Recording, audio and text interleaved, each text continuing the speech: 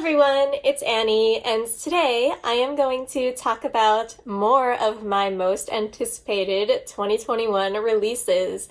Now, I made a video about this last December in 2020, but I kind of didn't do it in any specific way, and while I did talk about, I think, maybe 2 books that are set to come out in the second half of 2021, I wanted to make a video specifically dedicated to the book's coming out in the latter half of 2021. And now it is June, so it's time to do that.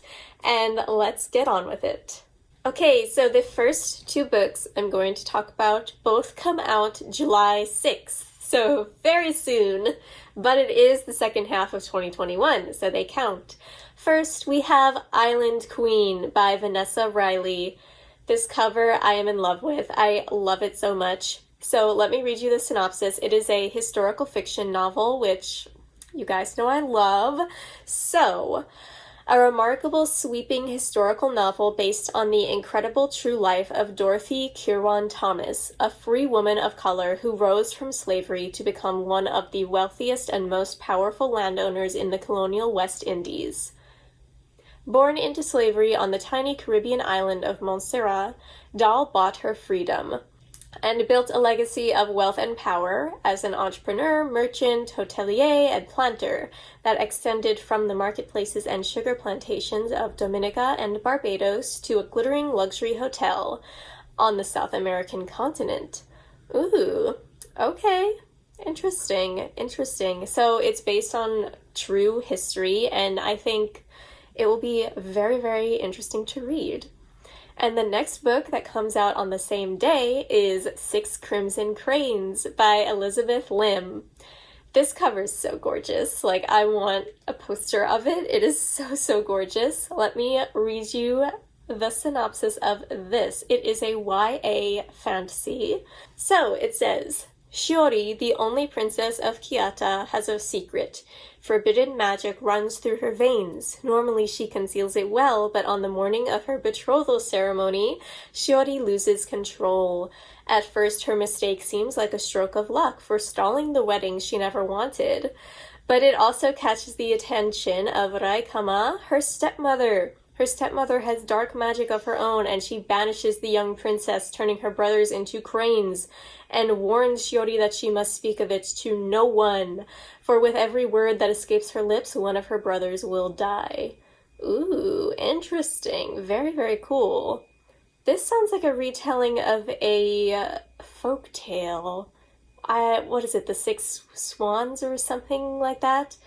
A Celtic folk tale or something? That sounds really, really interesting. I am very into this. The next book I'm going to talk about is How We Fall Apart by Katie Zhao.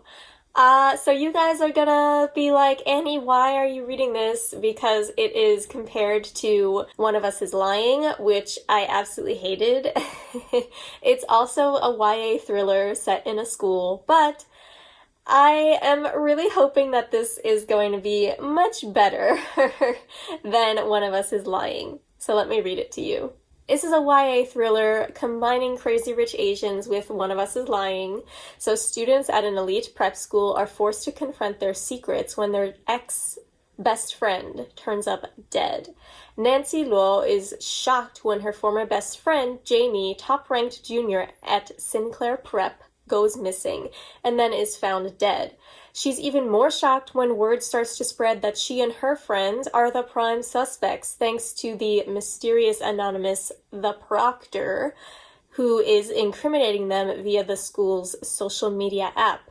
They all used to be Jamie's closest friends, but the 4 of them must uncover the true killer before the Proctor exposes more than they can bear and costs them more than they can afford. So, it seems like lots of secrets, kind of dark academia, which I like those vibes. I am just really hoping that it's going to be a good YA thriller. I like YA thrillers when they're actually well written, so I really hope this one is that. The next book comes out August 31st. It is In the Watchful City. You guys know I love Tor novellas, and this is a Tor novella. I am very excited to see this coming out. It is sci-fi. I've seen it described as bio-cyberpunk with a gender-fluid main character. Okay, yeah, I'm here for it. I am very here for it. This is the synopsis. The Watchful City explores borders, power, diaspora, and transformation in an Asian-inspired mosaic novella. The city of Ora uses a complex living network called the Gleaming to surveil its inhabitants and maintain harmony. Anima is one of the cloistered extrasensory humans tasked with watching over Ora's citizens. Although Air World is restricted to what Air can see and experience through the Gleaming, Anima takes pride and comfort in keeping Ora safe from all harm. But all that changes when a mysterious visitor enters the city carrying a cabinet of curiosities from around the world, with a story attached to each of them. Interesting. Okay. So, like, seeing that there's a world outside of this watchful city, very interesting concept. I like this. This is very, very interesting. So I'm really looking forward to it. The next book is called Clash of Steel, a Treasure Island remix by C.B. Lee, and it comes out September 7th. First of all, this cover, gorgeous. So beautiful. I love this art style so much. So the synopsis is a bit long on Goodreads, so let me try and summarize in my own words. Let's see how that goes. It is a Treasure Island retelling featuring two intrepid girls hunting for a legendary treasure on the deadly high seas. So in this book, the golden age of piracy is kind of waning, and the scourge of the South China Sea, which was the Dragon Fleet, is no more. The main character, Jiang, I'm so sorry. She wants to prove her worth, especially to her mother, who has no time for her. And her father was only a story, dead at sea before she was born. So her only memento of him is a pendant she always wears.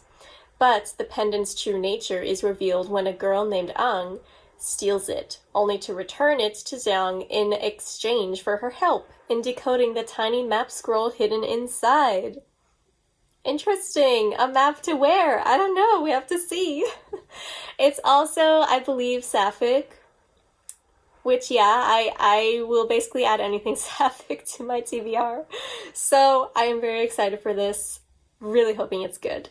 Okay, this book might be my most anticipated one in this whole video. It is Iron Widow. First of all, this cover, like, I want to hang it on my wall. It is gorgeous. I love it so much. We are being blessed with all of these beautiful covers this year, honestly. It sounds like it's gonna be one of my favorite books. It says it is Pacific Rim meets The Handmaid's Tale in a polyamorous reimagining of China's only female emperor. Yes! Okay. I'll buy it, because I will buy it right now. I'm actually going to pre-order this, which I never do. You can tell how excited I am. So, the actual official synopsis. Okay. The boys of Huajia, this place where it's set, dream of pairing up with girls to pilot chrysalises, giant transforming robots that battle the mecha aliens that lurk beyond the Great Wall. Okay. I haven't read this synopsis in a bit. Yeah, this sounds great. It doesn't matter that girls often die from the mental strain of this. So when 18-year-old Zitian, I am hoping I'm pronouncing that right, when I read the audiobook, I will find out, she offers herself up as a concubine pilot. It's to assassinate the male pilot responsible for her sister's death. Yeah, I love a good revenge story like that. But she gets her vengeance in a way nobody expected. She kills him through the psychic link between pilots and emerges from the cockpit unscathed. She is labeled an Iron Widow, a much feared and much silenced kind of female pilot who can sacrifice boys to power up chrysalises instead. To tame her unnerving yet invaluable mental strength, she is paired up with Li Shimin, the strongest and most controversial male pilot. But now that she has had a taste of power, she will not cower so easily. She will miss no opportunity to leverage their combined might, and infamy to survive attempt after attempt on her life until she can figure out why exactly the pilot system works in its misogynistic way and stop more girls from being sacrificed. What else can I add to that to make it more awesome? Like, I feel like my life from now until its release date, which is, I didn't tell you guys, its release date is September 21st. So from now until September 21st, I will just be waiting for this book. Like, I am so excited for this. The next book I am really excited for because it is Nnedi Okorafor's new book set to come out November 9th, 2021, called Noor. Let me read you this. I am so excited for a new Nnedi Okorafor. I guess she's just like writing super quickly. This book is short, but it's not like binty short. It's around 220 pages, I think. So let me read you this awesome synopsis. The main character prefers to be called AO, standing for artificial organism. She's never really felt natural. Her parents spent most of the days before she was born praying for her peaceful passing, because even in utero, she was wrong. But she lived. Then she was in a car accident that crippled her even further. But instead of viewing herself as strange or broken, or even freakish, AO embraces what she is and all of her major and necessary body augmentations. But then one day, at her local market, everything goes wrong, and she is set on the run with a man named DNA, and they kind of become like these notorious terrorist people and murderous. I think it sounds so cool. I will read anything that Okorafor writes. You guys know this, I think, so I am very, very excited for this. This next book also comes out on November 9th, so that's gonna be a good day. It is Within These Wicked Walls by Lauren Blackwood. It is a debut fantasy retelling of Jane Eyre set in Ethiopia. That sounds awesome. I actually have an arc of this on NetGalley because I requested it like as soon as it was available. It sounds so cool and I cannot wait to read it. And this synopsis sounds awesome. Let me read it to you. Andromeda is an exorcist hired to cleanse households of the evil eye. When a handsome young heir named Magnus reaches out to hire her, she quickly realizes that this is a job like no other, with horrifying manifestations at every turn, and that Magnus is hiding far more than she has been trained for.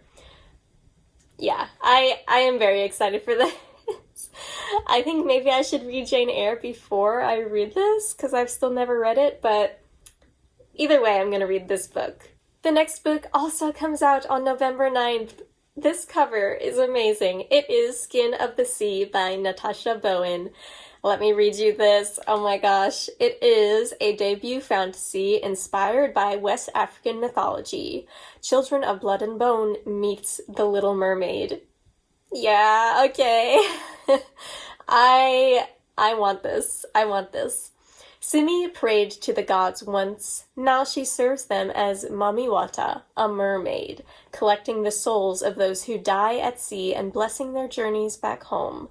But when a living boy is thrown overboard, Simi does the unthinkable. She saves his life, going against an ancient decree, and punishment awaits those who dare defy it. Yeah, that sounds great. I always am interested in mermaid books, but they're either like, they say they're YA, but they're too juvenile, or they're just not well written, and this sounds like it's gonna be good, so I really hope that this is gonna be a good mermaid book. So thank you so much for watching. That is it for this video today. I really hope you guys found some new books to look forward to at the end of this year. We have some really great ones coming out that I am so excited to read. So let me know in the comments down below which one you're looking forward to the most, and I'll see you next time. Bye!